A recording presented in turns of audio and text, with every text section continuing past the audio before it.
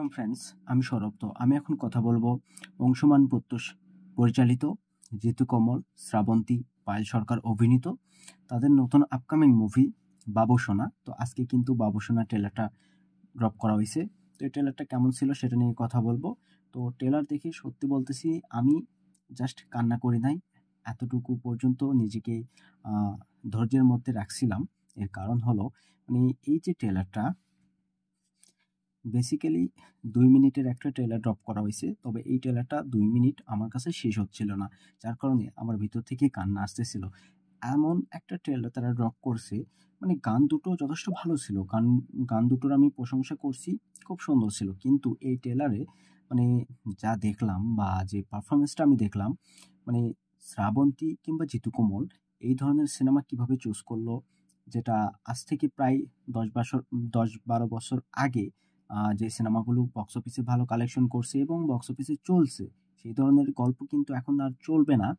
কারণ এই ট্রেলারটাতে কমেডি বলুন, অ্যাকশন বলুন, কোনো কিছু ওয়ার্ক করতেছে না।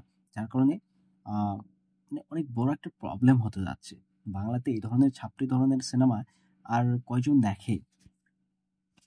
তো ট্রেলার দেখে গল্প সম্পর্কে যতটুকু এখানে বোঝা যাচ্ছে যে এখানে বাবু এবং সোনা ২ টা ক্যারেক্টারের গল্প আমরা দেখব।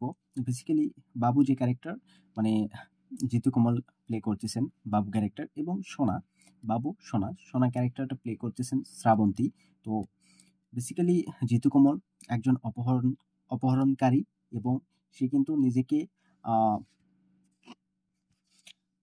আইটি ফার্মের মালিক হিসেবে নিজেকে পরিচিত দেয় সবার কাছে, এবং তার যে ভিতরে যে ক্যারেক্টার, যে রূপ, সেটা কিন্তু সে সবাইকে দেখায় না।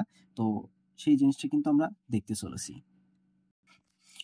এবং শ্রাবন্তী, তাকে আপনারা ট্রেলারে পুলিশ অফিসারের ক্যারেক্টারে দেখতেছেন। তবে হ্যাঁ, ভুল করবেন না, সে কিন্তু পুলিশ অফিসার না। সে বেসিক্যালি একজন চোর এবং নিজেকে পুলিশ অফিসার হিসেবে পরিচয় দেয় সবার কাছে। তো এই যে ২ টা ক্যারেক্টার, তো এই ২ টা ক্যারেক্টার কোথাও গিয়ে একটা অপহরণ বা একটা কেসে ফেঁসে যাচ্ছে, যেটা আমরা ট্রেলারে দেখতে পাচ্ছি। তো সেখানে তাদের তারা প্রেমে পড়তেছে একে অপরের প্রতি, এবং একটা লাভ স্টোরি সেখান থেকে কিন্তু দেখানো হবে। আর বেসিক্যালি এই যে তারা ফেঁসে যাচ্ছে, তো সেখান থেকে তারা কিভাবে নিজেদের উদ্ধার করে, তো সেই জিনিসটাও কিন্তু আমরা দেখতে পাবো।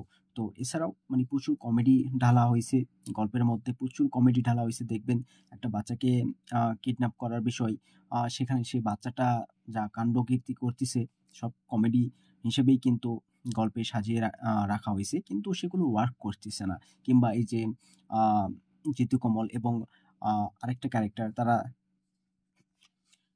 মানে ২ টা ক্যারেক্টারকে ডায়ালগ দেওয়া হইছে। আরে ধ্যাৎ! তো আসলে এই বিষয়টা দিয়ে দর্শককে কিভাবে হাসাতে চাইছে তারা, বা কি করতে চাচ্ছে, এবং জিতু কমলকে যে ডায়ালগগুলো দেওয়া হইছে, ডায়ালগগুলো কিন্তু ওয়ার্ক করতেছে না। দেখবেন ট্রেলারের শেষে জিতু কমলের একটা ডায়ালগ রাখা হইছে। কিন্তু সেইভাবে তার এক্সপ্রেশন কিংবা ডায়ালগ ডেলিভারি করতেছে, তার ভিতরে একটা তার ডায়ালগের ওয়েট নেই। কোথাও গিয়ে তার ডায়ালগের ওয়েট নেই। যার জন্য ডায়ালগটা ম্যাচ করতেছে না, এবং ডায়ালগের যে একটা জোশ, ডায়ালগ যেটা মানে দর্শক চমকে যাবে, কিংবা যে যে ডায়ালগ শুনে দর্শক সিটি মারবে, হাততালি দিবে, সেই জিনিসটা কোথাও গিয়ে হচ্ছে না। এবং জিতু কমল যে অ্যাকশনগুলো দেখানো হইছে, অ্যাকশনগুলো না ওয়ার্ক করতেছে না। এখনকার দিনে এরকম অ্যাকশন চলে না, এমনিতেই চলে না। তবে বাংলাতে বাংলাতেও কিন্তু এখন এই ধরনের অ্যাকশন চলে না। কারণ আ বাঙালিরা যারা সিনেমা দেখে, বাংলা সিনেমা দেখে, কমার্শিয়াল সিনেমা দেখে, তো তাদের টেস্ট কোথাও গিয়ে চেঞ্জ হয়ে গেছে। আমরা খাদানে দেখছি কি লেভেলের অ্যাকশন ছিল। তো এখানে মানে এই ধরনের অ্যাকশন আর দর্শক খাবে না। তো এই যে, যে বাচ্চাটার অপহরণ করা হবে, কিংবা যে বাচ্চাটাকে নিয়ে এত গন্ডগোল, তো এই বাচ্চা বেসিক্যালি পায়েল সরকার এবং সাঙ্গিনিক, তাদের সন্তান। বেসিক্যালি পায়েল এবং সাঙ্গিনিক, তারা কিন্তু দম্পতি, এবং তাদের কিন্তু ডিভোর্স আ ডিভোর্সের কেস চলতেছে। তো সেখানেও দেখলাম যে কমেডি রাখা হইছে। কমেডির মাধ্যমেই সেই কেসটাকে আসলে পুল আপ করা হইছে। গল্পে লম্বা করে কমেডি রাখার একটা প্রচেষ্টা। তবে সেই কমেডিগুলো ওয়ার্ক করতেছে না, যার কারণে গল্পটা একদমই আপনার কাছে গজা খিচুড়ি মনে হবে।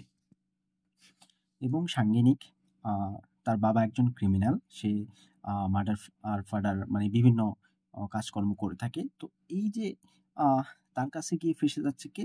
জিতু কমল এবং শ্রাবন্তী। কোথাও গিয়ে ঘুরে ফিরে আসলে এই গল্পটাকে এইভাবেই সেট করা হইছে। তবে কিছু কমেডি, অ্যাকশন, রোমান্স মানে সবকিছুই ঢালা হইছে। তবে আ সবকিছু যদি ওয়ার্ক করত গল্পটাকে আর একটু ইন্টারেস্টিং করা যেতে পারত এবং বেসিক্যালি তাহলে আ এই গল্পটা দর্শক কিন্তু দেখত। হুমড়ি খেয়ে দর্শক হলে গিয়ে মুভিটা দেখত। তবে আমি জানি না যে এই মুভিটার টার্গেট অডিয়েন্স কারা? কিংবা আসলে তারা কি করতে চাইছে? বেসিক্যালি আ আমরা যারা আসলে রিভিউ করতেছি, আমরা তো মানে ট্রেলার দেখে মানে সবকিছু বুঝে রিভিউ দিতেছি। বেসিক্যালি প্রত্যেকটা দর্শক যারা ট্রেলারটা দেখছে, তারা সবাই বলবে যে বর্তমান সময়ে এই ধরনের গল্প আসলে মানুষ এমনিতেই দেখবে না। কারণ বর্তমান মানুষ সময়টাকে অপচয় খুব কম করে থাকে। সেখানে বেসিক্যালি এই ধরনের একটা নরমাল গল্প অবশ্যই দেখবে না। যদিও ওয়ান টাইম ওয়াচ এর জন্য অন্য কোনো সিনেমা দেখবে। মানে এর সাথে যে অন্য কোনো সিনেমা আসতেছে সেটাকে প্রাধান্য দেবে বা সামনে রাখবে। তো বেসিক্যালি বর্তমানে গল্পের অভাব নেই। তো সেখান থেকে এইরকম একটা গল্পকে বাছাই করা এবং সেই গল্পের উপরে একটা সিনেমা নির্মাণ করা, এতগুলো আ মানে পয়সা খরচ করা, সেটা আসলে এসকে মুভিজ তাদের দ্বারাই সম্ভব। তারা কি করতেছে না করতেছে। তো এই ট্রেলারটা কিন্তু আমার কাছে একদমই জমেনি। আপনাদের কতটুকু ভালো লাগছে সেটা কমেন্টে জানাবেন। ভিডিও ভালো লাগলে একটা লাইক করবেন, শেয়ার করবেন আর এই চ্যানেলটা সাবস্ক্রাইব করবেন। ধন্যবাদ।